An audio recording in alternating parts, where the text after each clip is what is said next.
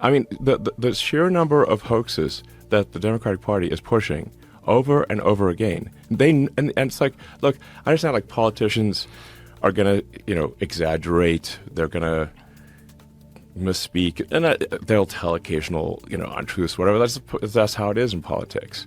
But when you have deliberate, concerted, repeated pushing of hoaxes, you're like, wait a second, like, come on, man, this is too far.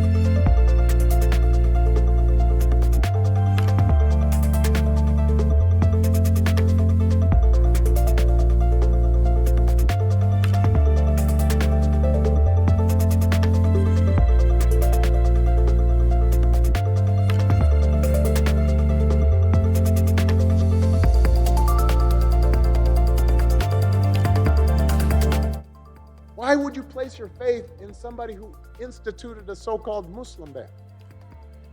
Who sat down for pleasantries with Holocaust deniers? Who said that there were very fine people on both sides of a white supremacist rally?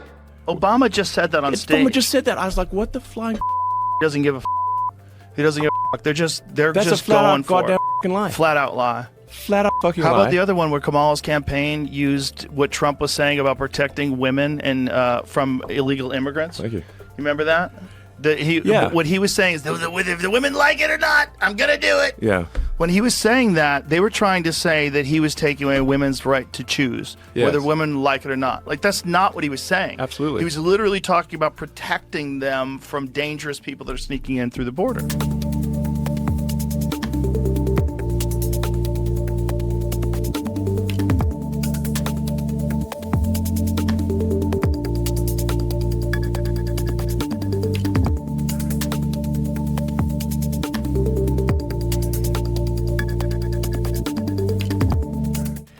They're like, oh, Trump says he wants to execute Liz Cheney. I'm like, that is utter. It's not what he said at all. It's not what he said at all. He all he said was like, what he's saying is that, look, if Liz Cheney actually had to fight at the front lines, she'd think twice about going to war. Exactly. That, like, it's easy to go to war. It's easy to be a warmonger if you don't have to, risk dying at the front lines. But the reason she couldn't stand me is that she always wanted to go to war with people. I don't want to go to war. She wanted to stay in Syria. I took them out. She wanted to stay in Iraq. I took them out. I mean, if it were up to her, we'd be in 50 different countries. Then, go a couple of years forward or go now. And I don't blame him for sticking with his daughter. But his daughter is a very dumb individual, very dumb. She's a radical war hawk. Let's put her with a rifle standing there with 9 barrels shooting at her, okay? Let's see how she feels about it. When the guns are trained on her face. They're all war hawks when they're sitting in Washington in a nice building saying, oh, gee, let's send 10,000 troops right into the mouth of the enemy. But she's a stupid person. And I used to I'd have meetings with a lot of people, and she always wanted to go to war with people.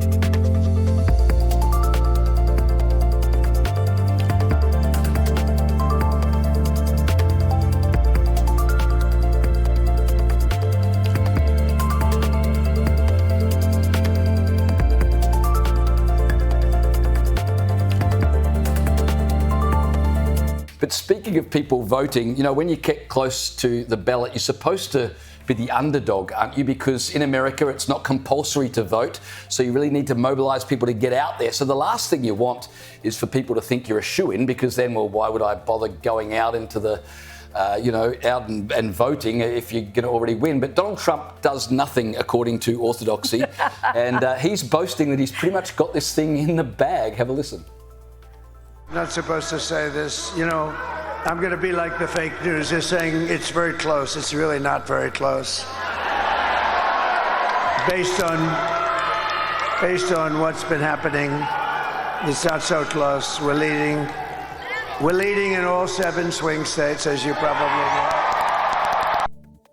It's really not very close. I've got this thing in the bag. There's a story on the front page of tomorrow's Australian which says Trump will either be proved to be a genius or a fool, and that little clip will come back either to haunt him or to demonstrate, man, the guy is an absolute genius. It does seem an odd way to rev up your base, right? Because, like you said, what you want to do is get people to come out and vote. I mean, I would have thought the number one thing you'd be doing right now is putting the fear of God into people and saying, if you don't come out and vote for me, you could end up with Kamala Harris for president, for heaven's sake. And instead he's saying, no, it's all fine, don't worry about it. Now, he may well be right in that the polls, which currently show it is quite close, particularly in a number of the swing states, are wrong. I think there is still a large contingent of people who are inclined to vote for Trump but almost feel ashamed of the fact that they are inclined to vote for Trump and won't tell pollsters who tend to lean to the left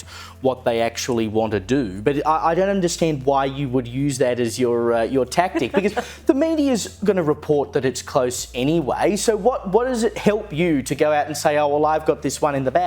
Interesting, though, was the polling out of Iowa yesterday, which Trump has had in the bag at the last 2 elections, supposedly showing that could go to Harris. Now, again, like all of these polls in the swing states, they are within the margin of error.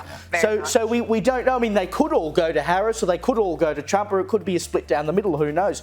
Again, it is within the margin of error, but Iowa being in play is not something anyone had ever talked about or thought was going to happen. Who knows what's going on? I want to know where his confidence coming from, because as much as the polls are looking good for Trump, when you're talking about the 7 swing states, the bottom line is nobody knows. Until all the votes are counted, your guess is as good as mine, and that's what all the pollsters basically say to each other. They've all got slightly different polls depending on which pollster you're tuning into, but at the end of the day, the reason why these swing states are called swing states is they're highly unpredictable, and there's a tiny margin separating the winner from the loser. And don't forget, we've got the dodgy Dominion voting machines. You may have seen some of those videos online, people trying to vote for Trump. Yes, it's happening again, and being unable to. We've got some states saying, hang on a minute, we've got more people on our electoral roll than we do have eligible voters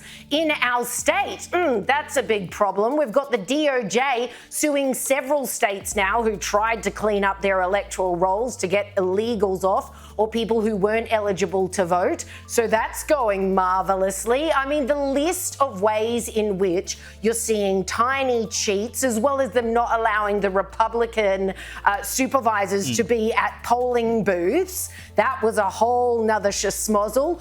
All these tiny cheats can go a very long way depending on which counties. Remember, each of the states look after their own counting methods. Some of them have already flagged, this is going to take us days. Really? Why? This is the 21st century. Why is it going to take you days? And I wouldn't be surprised if this actually drags out for weeks, as we see quite a bit of shenanigans playing out post-election.